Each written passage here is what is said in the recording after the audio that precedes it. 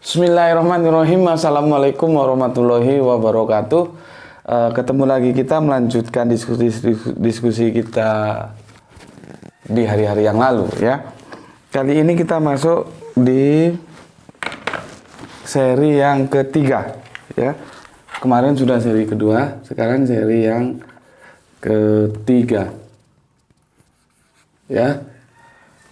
Sorry, tulisannya bagus banget. Oke, seri, aduh, pancet. Ya, udahlah. Seri yang ketiga ya, Yudas antara surga dan neraka.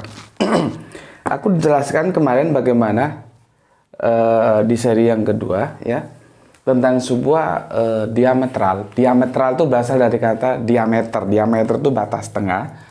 Satu di sebelah sini, satu sebelah sini yang saling berhadapan dan itu tidak bisa diketemukan, atau bahasa lainnya paradoksial, itu sudah jelas-jelas terjadi dan tidak pernah akan bisa ditemukan. Oke, aku minum dulu madu ini, panas. Bismillahirrahmanirrahim.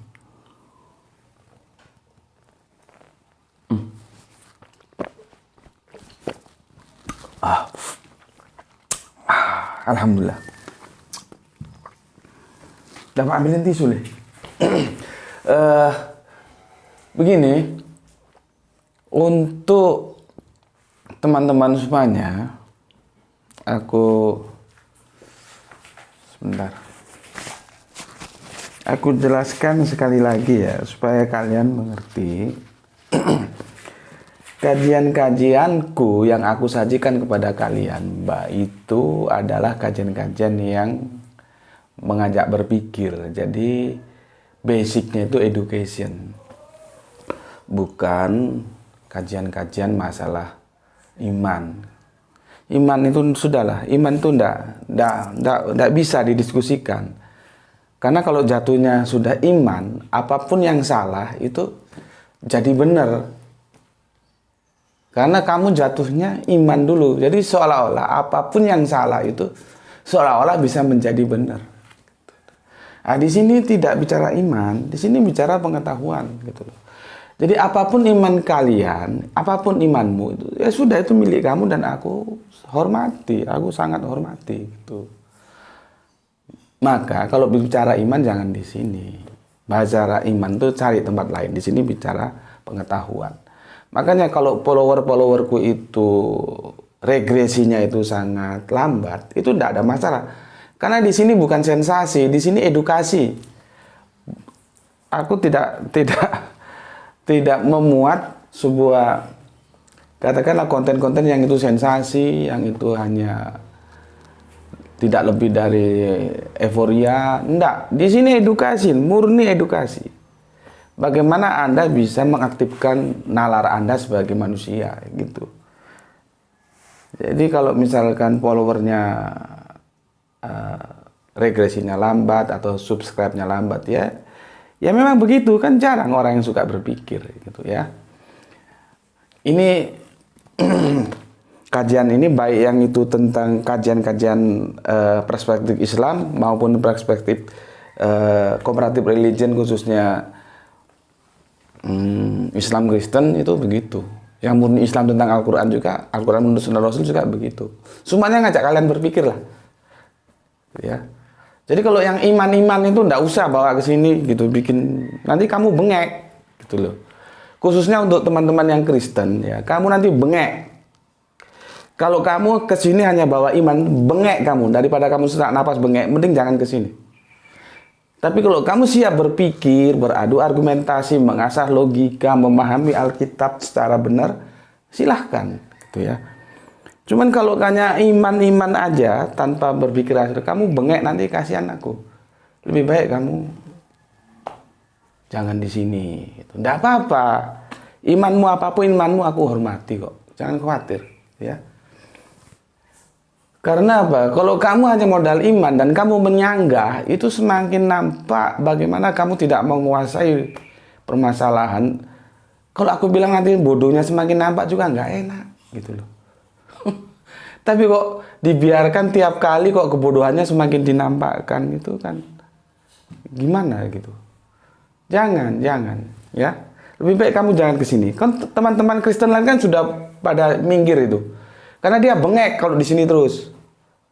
Kalau dia hanya modal iman, dia bengek. Tapi kalau dia modal, mari kita saling mengasah, mencari pengetahuan, mengaktifkan nalar, nah, itu yang bagus. Nanti masalah iman urusan sendiri-sendiri. Ya, itu masukan dari aku gitu. Supaya apa? Nggak menjadi sesuatu yang apa ya, yang kasihan gitu loh melihatnya. Sudah membantah.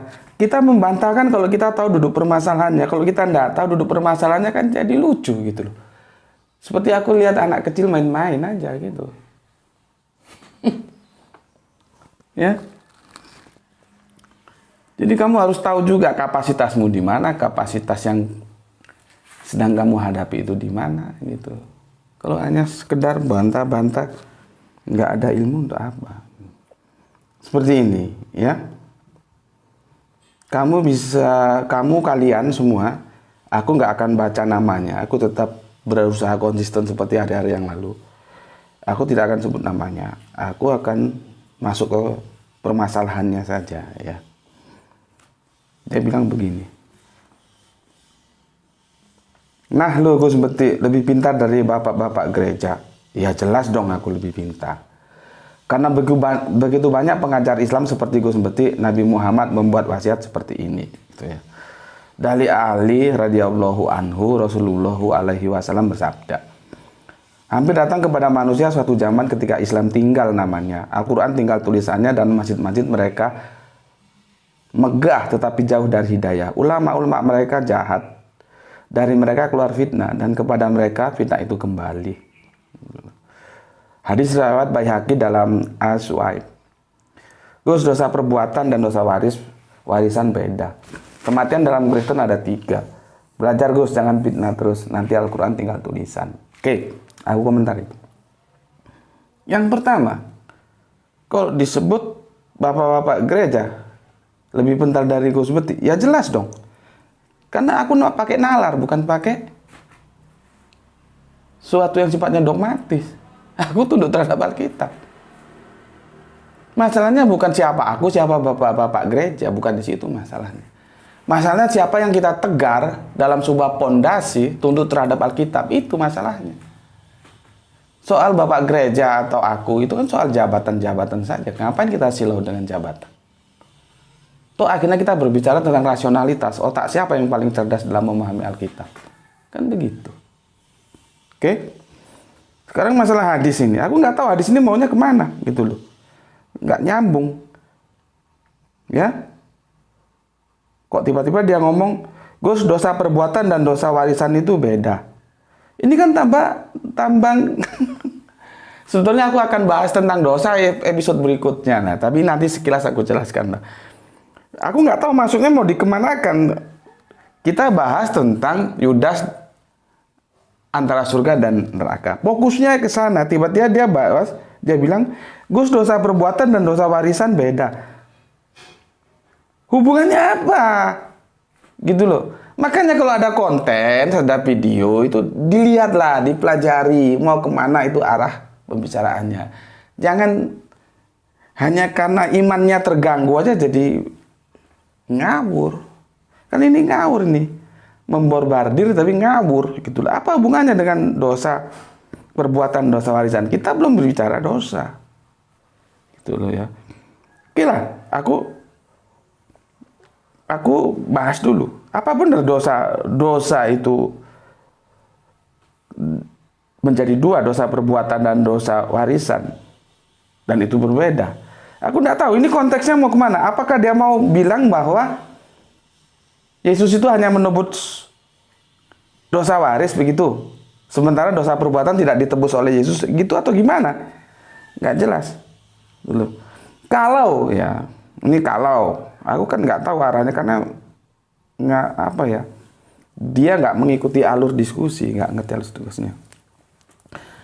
Kalau sebetulnya dia mau menyampaikan bahwa dosa itu dibagi dua, ada dosa perbuatan, ada dosa warisan, dan dia mau ngomong bahwa yang ditebus Yesus itu hanya dosa warisan, yaitu dosa warisan dari Adam. Kalau dia berpendapat begitu, itu semakin menunjukkan bahwa dia tidak pernah baca Alkitab, sekalipun dia Kristen. Dia tidak pernah baca Alkitab.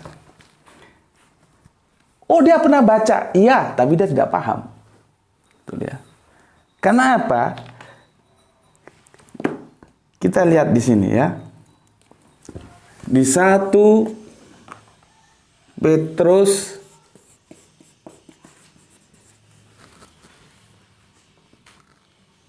13:39.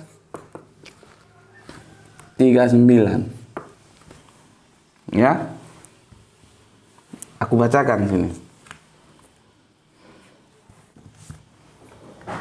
Dan di dalam dialah setiap orang yang percaya memperoleh pembebasan dari segala dosa yang tidak dapat kamu peroleh dari hukum Musa. Segala dosa. Ini segala dosa. Ngerti nggak kata segala dosa? Kalau nggak ngerti ya belajar dulu lah. Dia tidak membagi menjadi dosa perbuatan, dosa warisan. Segala dosa. Ya, ini sebetulnya ada dimensi waktu yang tidak dapat kamu peroleh dari hukum Musa. Nah, tapi nanti aku komentari tentang itu ya. Kita mau fokus tentang segala dosa ini aja dulu. Ya, kenapa? Nanti ada yang namanya akronisme. Akronisme itu tidak ketemunya antara soteriologi salib dengan waktu-waktu masa lalu. Keselamatannya itu gimana? Karena hukum itu berjalan maju, tidak mundur. Tapi nanti itu kita bahas ya. Oke, sekarang kita lanjut lagi. 1 Petrus ya. Yang tadi itu, yang 1 Petrus itu begini. Sebab juga Kristus telah mati untuk segala dosa kita. Ia yang benar untuk orang-orang yang tidak benar, supaya ia membawa kita kepada Allah. Ia yang telah dibunuh dalam keadaannya sebagai manusia, tetapi yang telah dibangkitkan menurut roh. Ini 1 Petrus. Sorry, tadi aku salah baca ya. 1 Petrus. Ada apa? Segala dosa. Sekarang yang Kisah Para Rasul. Berapa? 13? 39. Ini yang 1 Petrusnya tadi 3:18. Ini salah. 3:18. Ya. Apa KPR-nya? Dan di dalam dialah, maksudnya Yesus, setiap orang yang percaya memperoleh pembebasan dari segala dosa yang tidak dapat kamu peroleh dari hukum Musa. Segala dosa lagi.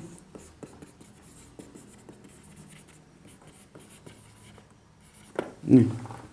Ya. Supaya kamu tahu. Sekarang 1 Yohanes 17.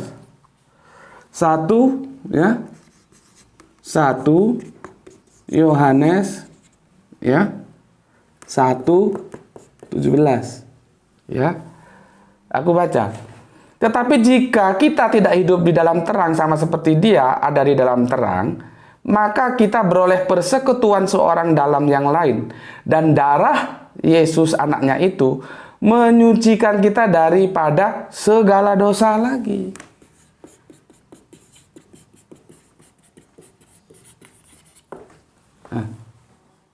Ya,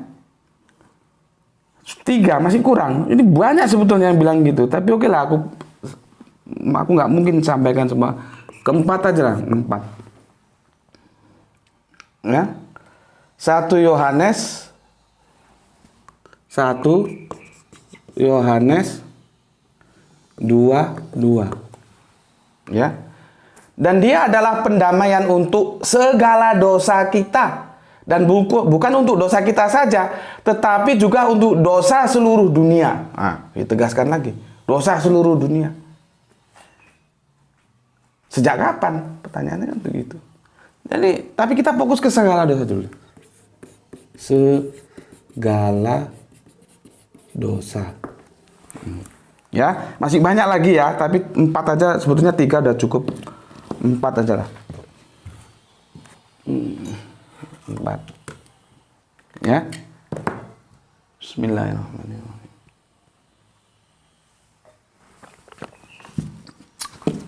Ya. Di sini Yesus itu menghapuskan segala dosa.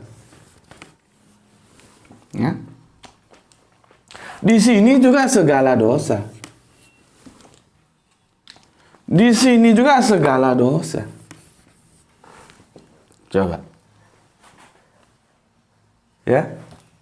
Jadi kalau ada yang mengatakan bahwa Yesus hanya menghapuskan dosa waris, dia bertentangan dengan ayat ini.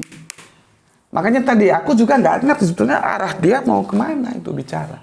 Apa mau mengatakan bahwa teologi salib itu hanya menghapuskan dosa waris saja, dosa perbuatan tidak. Tapi faktanya di sini segala dosa.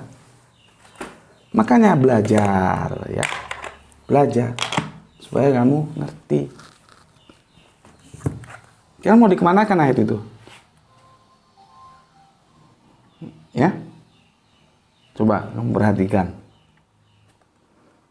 Terus begini lagi dia ngomong. Kematian dalam Kristen ada 3 bagian. Nggak tahu lah ini kematian apa dia bilang. Belajar terus, jangan pindah terus. Nanti Al-Quran tinggal tulisan. Ini. Dia yang bodoh, orang suruh belajar. Orang ngomong berdasarkan Alkitab, dia bilang fitnah. Ini kan, ya begitulah. Ketika seseorang, hukum kebiasaan itu begitu. Ketika seseorang tidak mampu mengajukan sebuah argumen dalam sebuah diskusi, dia akan menyerang pribadi gitu loh. Ngapain nyuruh orang belajar? Ya dia belajar sendiri. Orang dia pembagian dosa aja gak ngerti kok. Ya, dia kira akan dibagi menjadi dosa perbuatan dan dosa warisan itu beda. Terus dia akan mengatakan bahwa Yesus itu hanya menebus dosa warisan, begitu apa? Atau gimana, ini nggak jelas. Kalau memang begitu ya ini jawabnya. Karena 1 Petrus 3:18, Kisah Para Rasul 13:19, 1 Yohanes 1:17, 1 Yohanes 2:2, semua mengatakan segala dosa. Nggak ada pembagian menjadi gini, ini nggak ada. Ini dosa. Ya, terus dibagi.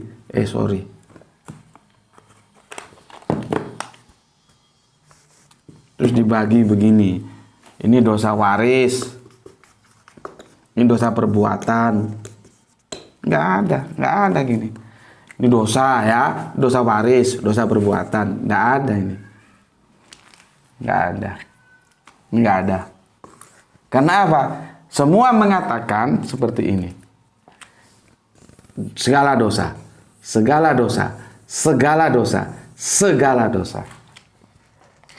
Tuh. Clear di sini. Oke. Sekarang terus ini dia bilang lagi, jangan memfitnah. Fitnah apa? Ya, fitnah apa? Tiap hari kajiannya itu Alkitabiah kok. Ya Alkitab, ya Al-Quran, ya Alkitab, ya Al-Quran. Repot. Makanya bisa bengek kalau terus-terusan begitu. Mbok ya sudah, nggak usah kesini gitu ya. Kalau memang imanmu seperti itu ya sudah, nggak apa-apa. Tuh aku juga menghormati. Di sini tempatnya orang yang pakai nalar, bukan orang yang bisa didogma. Oke, mana lagi ini? Sebentar. Kematian sudah. Nah, terus gini lagi. Makin kocak aja sampean, Gus. Dogma opo sih, Gus? Perkataan Tuhan Yesus pada kayu salib, artinya firman-Nya yang terakhir, jangan kaitkan dengan ayat lain. Begini, Yesus berkata, "Ya Bapa, ampunilah mereka sebab mereka tidak tahu apa yang mereka perbuat." Jadi masalahnya di mana, Gus? Jika Yudas masuk surga, ya masalahnya Yudas bajingan. Masa bajingan mau masuk surga? Gitu loh. Kalau dia mengutip, "Ya Bapa, ampunilah sebab mereka tidak tahu apa yang mereka perbuat," itu kan karena geblek juga, nggak tahu ayat itu mau kemana jalannya. Gitu loh. Aku ngomong gini bukan apa-apa ya, supaya kalian pinter. Ya kalian semua lah, yang Islam dan Kristen pinter. Ya, ini sudah jelas ya, aku hapus ya. Dalam kaidah-kaidah bahasa, kalau di dalam santen itu ada namanya domir. Domir itu kalau dalam bahasa kita kata ganti. Kata ganti itu harus tahu kita. Kata ganti itu mau kemana? Dia mengarah kepada siapa? Gitu loh. Ini kan ngawur. Dia nggak tahu kata ganti. Ya, aku tuliskan lah secara lengkap. Ini kan sudah ngerti kalian ya. Aku tuliskan secara lengkap.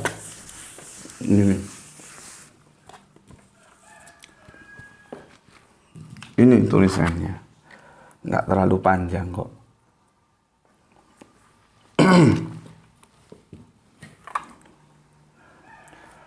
Nih, Lukas.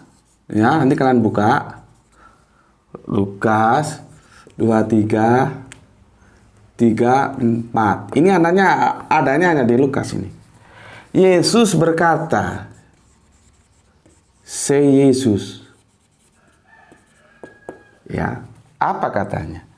Ya, Yesus itu selalu memanggil Bapa. Itu nama panggilan penghormatan. Ya, dia memanggil Allah itu dengan sebutan Bapa. Maka Yesus disebut anak Allah. Tapi tidak bisa dipahami secara harafiah. Lalu apakah Bapa itu sama dengan anak? Yang Allah itu Bapa, bukan anak. Ya. Kalaupun ada perkataan anak Allah, ya, itu beda dengan Allah anak. Nah, ini bahasa ini harus dipahami. Itu sudahlah, kemarin sudah aku jelaskan itu, ya. Masa ngulang-ngulang lagi, kau setel aja videonya. Ya Bapa, ya, oke. Ampunilah mereka, ampunilah, supaya jelas aku kasih warna lain, mereka, oke. Sebab, kenapa diampuni? Sebab mereka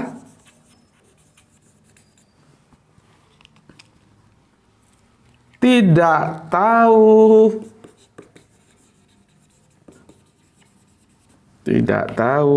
apa yang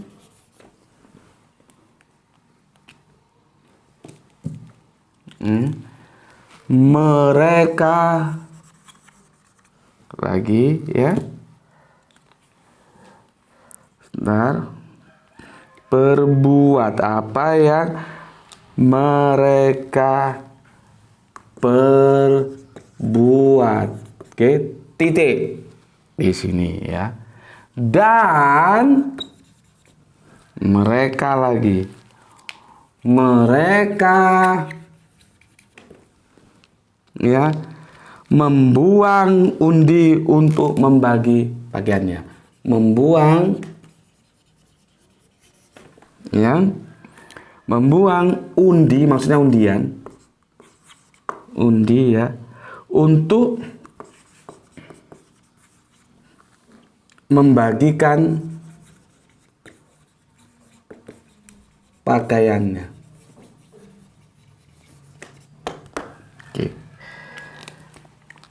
Oke, jelas ya. Teksnya begini. Aku mau bicara dulu ke hal yang lain. Inilah satu ayat, salah satu yang digunakan untuk mengatakan yang kemarin banyak teman-teman Kristen yang nggak terima ketika aku bilang Yesus itu disalib dalam keadaan telanjang gitu ya. Cuman nggak terimanya ya begitu, ngawurnya itu. Argumentasi datanya nggak punya sama sekali ya. Karena apa? Keimanannya tersinggung. Sudah bilang, aku bukan menyinggung iman. Iman itu urusan kamu dan aku hormati. Di sini pengetahuan. Kalau kamu nggak terima, ajukan pengetahuanmu. Kan ini sudah ya. Dan mereka membuang undi untuk membagikan pakaiannya. Jadi pakaian Yesus itu dilucuti. Kalau kamu nggak ngerti juga, kamu belajar apa itu? Kitona. Ya. Belajar di Injil Yohanes, apa itu kitona? Jadi maklumlah, karena di dalam Kristen sendiri terjadi perdebatan apa Yesus disalib telanjang atau pakai cawet. Enggak.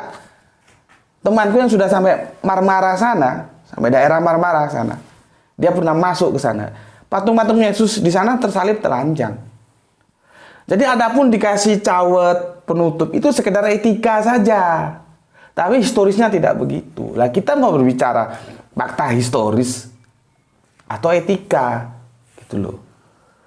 Tapi ya karena bodohnya minta ampun ya kasih tahu juga nggak mau tahu. Oke. Aku sekarang fokus ke sini. Sekarang ini dia mau membangun begini. Yang aku bilang perdebatan itu terjadi ya. Yudas ya, ini biar untuk judul aja lah. Yudas antara surga dan neraka. Topik kita Yudas, bukan yang lain. Yang lain bukan urusan kita. Apa kita urus-urus? Itu bisa kita diskusikan lain waktu. Topik kita hanya satu orang, namanya Yudas. Antara surga dan neraka. Dunia kekristenan ancur-ancuran. Sepihak mengatakan surga, sepihak katakan neraka, seperti yang aku jelaskan kemarin. Terus nggak tahu siapa ini namanya. Dia seolah-olah membantah bahwa bukan membantah, dia mengatakan memang Yesus itu di surga. Dengan argumentasi ini, Yesus berkata, "Ya Bapa, ampunilah mereka, sebab mereka tidak tahu apa yang mereka perbuat." Dan mereka membuang undi untuk membagikan pakaiannya. Kan konyol. Pemahaman bahasa aja nggak becus. Mau membantah itu kan konyol. Ya gini loh, kalau kamu posisi nggak tahu, bertanya, jangan membantah. Gitu loh. Kecuali sudah level doktor, profesor, boleh lah. Nah kalau masih kemarin-kemarin sore aja, dengarkan. Dengarkan, nanti kamu cocok, kamu terima. Nggak cocok, jangan diterima. Gitu aja. Jangan kamu bantah. Karena apa? Semakin membantah, bodohnya semakin nampak. Itu masalahnya. Ya, coba kita lihat. Kalau ayat ini digunakan untuk mengatakan bahwa Yudas ada di surga dengan alasan bahwa dia sudah diampuni, ya. Yesus sudah meminta agar Bapa mengampuni. Tapi yang diampuni siapa? Yang di sini itu yang diampuni itu, lihat, ini mereka. Sedangkan yang kita fokus bicarakan adalah Yudas. Apakah domir? Nah, itu kok di pondok pesantren. Contohnya, wa innahu. Hu itu domir. Dia. Nah, kalau di sini ini domir juga, mereka. Apakah mereka ini mengarah ke Yudas? Orang dari jumlahnya sudah jamak, ini mereka ini berapa? Kecuali kalau dia, oke lah, berarti Yudas, karena Yudas ini kan satu. Ini dari sini aja sudah nampak mereka. Artinya orang banyak. Memang hansip-hansip Romawi yang terlibat pengeksekusian di Bukit Golgota itu kan banyak. Maka disebut mereka. Dan hansip-hansip Romawi itu kan orang bayaran dari Syria. Tentara bayarannya Romawi. Makanya kita bilang aja hansip-hansip Romawi yang kurang ajar itu. Ada orang nggak salah disalibnya. Ya, disebut mereka karena banyak. Lah kalau dia ke Yudas, harusnya kan dia, bukan mereka. Dan apa benar ini ke Yudas? Sehingga ini layak dikatakan untuk mengatakan Yudas masuk surga. Kan lucu. Disebut lagi sini mereka. Disebut lagi ini mereka. Disebut lagi mereka. Siapa mereka ini? Yudas. Sehingga kamu mengatakan Yudas masuk surga dengan ayat ini. Yang disampaikan oleh Lukas di 234 ini. Yesus berkata, kan kacau jadinya. Ayat ini menjelaskan siapa mereka itu, ya. Lihat di potongan terakhirnya. Dan mereka membuang undi untuk membagikan pakaiannya. Mereka itu adalah hansip-hansip Romawi yang bajingan-bajingan itu. Yang dengan tega hati demi bayaran. Itu kan dapat bayaran dari penguasa Romawi. Menyalibkan orang yang tidak punya dosa sama sekali. Corpus delictinya tidak ada. Tuh. Jadi tidak ada bukti kesalahan telah dilakukan oleh Yesus. Mereka tega menyalib. Makanya bajingan itu. Ya. Dan mereka membuang undi untuk membagikan pakaiannya. Siapa mereka itu? Mereka yang membuang undi. Yang membuang undi untuk membagikan pakaiannya Yesus. Siapa mereka itu? Yaitu hansip Romawi itu loh. Ngerti nggak? Hansip Romawi. Nih. Ya. Bukan lari ke sini. Gimana? Paham? Nah, sekarang ini berkembang lagi jadinya. Kalau aku tanya, posisi Yudas antara surga dan neraka, berarti dia ada di surga atau di neraka? Kalau misalkan dia ada di surga, ya, berarti hansip Romawinya sekarang ada di mana? Di surga atau di neraka nih hansip Romawi ini? Kan jadi kemana-mana jadi kacau lagi. Orang jawab ini aja nggak bisa kok. Karena meskipun Yudas sebagai trigger proses penyaliban, eksekutornya ini hansip Romawi ini. Lah kalau ini nggak mau kerja, mau kok demo, mau kok kerja, dibayar nggak mau, siapa yang mau mengeksekusi? Nah sekarang aku tanya, berkembang lagi. Kalau kemarin Yudas, sekarang hansip Romawi ini posisinya di mana? Di surga atau di neraka? Oke, pakai otak. Assalamualaikum warahmatullahi wabarakatuh.